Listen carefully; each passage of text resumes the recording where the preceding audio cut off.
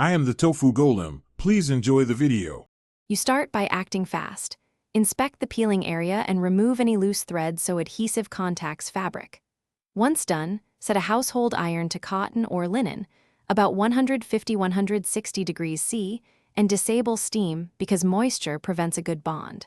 Place the garment flat on a hard surface and cover the letters with a heavy cotton cloth or parchment. Press the cloth to test heat without touching the letter. This prevents scorching. While you prepare to re-adhere the patch, place parchment over the letter and press firmly with the iron, starting in the center and moving outward to avoid air pockets. Use steady pressure, about 10 to 15 pounds, and hold for 15 to 20 seconds per pass. Repeat 2 to 3 times, allowing a few seconds of cool between passes so the adhesive sets. If edges still lift, slide a thin adhesive sheet or a dab of fabric glue beneath the edge and repeat the pressing cycle. This restores contact and prevents future peeling.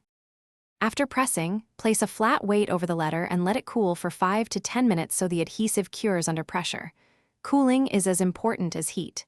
Then gently flex the fabric to test the bond. If small edges lift, reheat with parchment and repress immediately.